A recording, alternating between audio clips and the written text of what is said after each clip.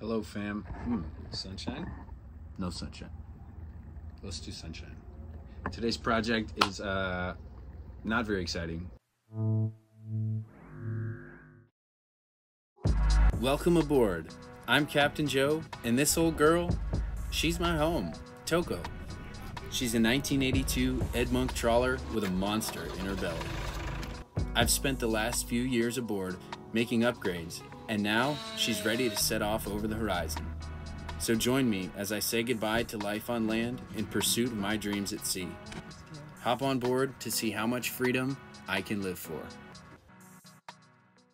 Today's project is not very exciting unless you own this particular two-stroke outboard engine. I'm going to show you what I do, how I bring the outboard engine back to life every time, and then a little bit of maintenance, and then how I stow it when I'm not going to be using it because my neighbors moved and I can't keep it behind their boat anymore. So got to keep it on my boat, and I will show you how I do that. So I start by just priming the bulb and then cranking on this thing to see what's going to happen. Maybe, just maybe, we'll get lucky. So we do here. But as soon as I put the choke in, it just wants to die, so something's not going right, despite multiple attempts. So I pull the cover off here, and my first move is always to just tap around on the carburetor to see maybe there's an air bubble in there and that's what's causing it to choke out. So tap around, hoping to move that bubble. That didn't work, so then I disconnected the fuel line, and I'm just spraying it into a bucket here to make sure that it's actually going from the fuel tank out the other end of the line and into the bucket.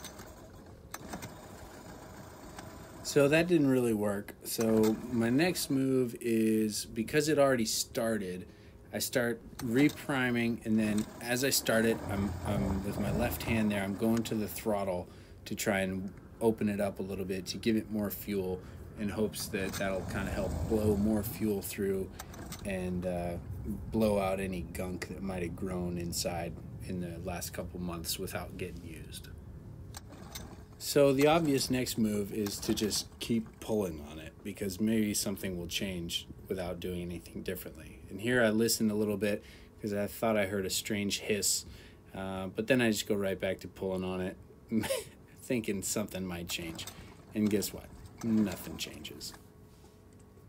So the next step is to check on my spark plugs, which I really didn't need to do because the engine already fired and ran for a few seconds earlier. So I'm pretty confident that there's nothing wrong with the spark plugs, but I go ahead and pull the covers off anyways to check the connections and see if maybe it's pretty nasty and grimy, and maybe changing out the spark plugs could solve my issue. But guess what? Again, that does not change anything.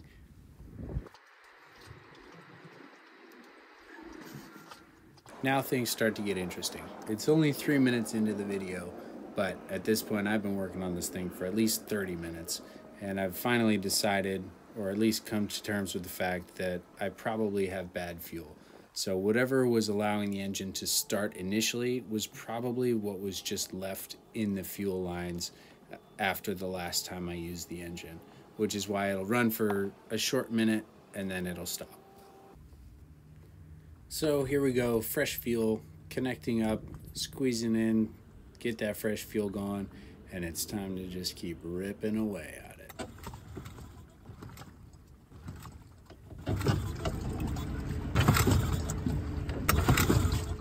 And then, just as all hope was almost lost, she runs.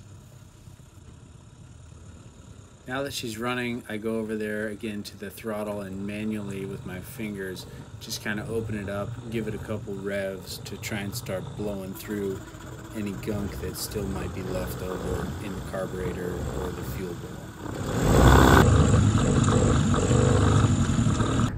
Okay, time for a little explanation of what's going on here. You know, we got good clean fuel in there. It is running pretty much no problem, and I will demonstrate that now. So it's warmed up already, so I won't use the choke. There she goes. Cooling water, absolutely no necessary. And over here, I've been using this one as that's where the throttle is. So I'm just doing it with my hand. Just trying to run all that bad stuff through and get the good fuel into the right places. So things are good, and then I'll show you while I'm tied to the dock, nice and secure. I'll go ahead and put it in gear, pull tight, we're not going anywhere, and then just test it a little bit. And now that everything is running, it is time for the all-important sea trial. So for that, we're gonna make sure we have some tools with us, to include two, well, I guess I only need one, it's just me, but including a stand-up paddleboard paddle emergency oar, just in case we're not making it back. So what we're gonna do here is we're gonna make an upwind run to start, so that if things crap out on me and I have to paddle home, I'll be paddling down with the wind rather than against the wind. In my little emergency bucket here, I've got some spare spark plugs and a spark plug puller, a rag, a tow line in case things get really bad and someone has to come get me, screwdriver, and then I usually have some extra two-stroke oil, but we got plenty of fuel for today's mission. We will begin by starting the motor. Let it idle while I untie. And well, we don't need it. I was gonna go grab a handheld VHF, but I'll be in cell phone range, so we don't need that. All right, here we go. We are underway, under our own power. Probably should have brought a life jacket too, but we're not going far.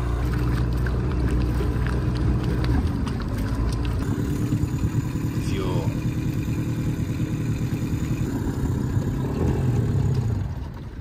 Well, all right, there she goes. Let's see what happens here when we try and pull it again.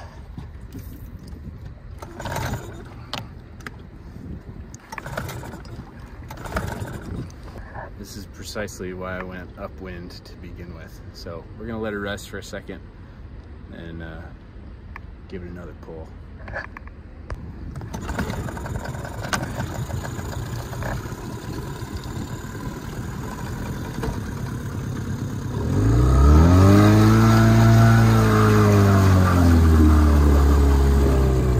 All right, so there were a couple more starts and stops than the video shows. So I got out there in the fairway and was cruising around the marina. I am not super confident still with the status of the outboard. However, it's good enough for now. I'm just glad that it starts. That means things are better than they could be. Not better than expected, but better than they could be. And so the good news is I was able to motor myself back to the boat, and I'm gonna keep tinkering with it a little bit, but until then, I think I'm just gonna put it away for now. So I'll show you guys how I shut down after using the boat when I know I won't use it for a while. So got some trips coming up, so there's a good chance I won't be able to play with it until, I don't know, a couple weeks at least. So I'll show you what I do in this sort of situation.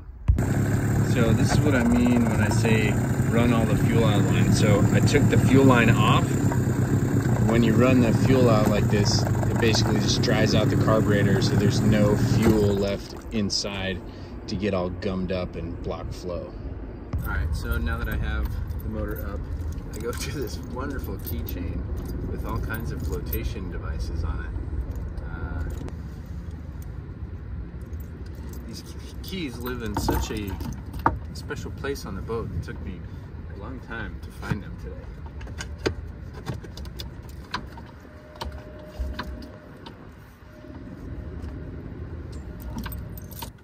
This next part here is pretty tough to do by yourself, and it's certainly a consideration you want to think about before going cruising on your own. So here I am pulling the outboard off the transom of the dinghy, and in the marina under calm conditions, it's manageable by myself, but I always think about being on anchor somewhere, needing to do this, and the engine weighs probably 45 to 60 pounds if I had to guess. So it's movable, but if I were rocking around, I would really not feel super comfortable doing this on my own.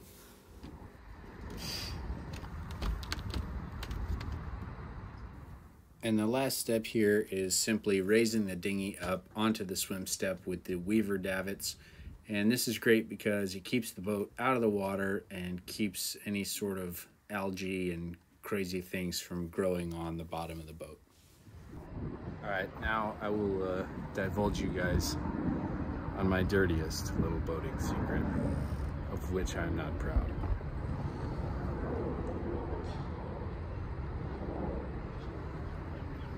Very dirty indeed. Bad captain. But you know me, not one to leave things in a state of disarray or disgusting. So give me a couple days and I'll get it taken care of.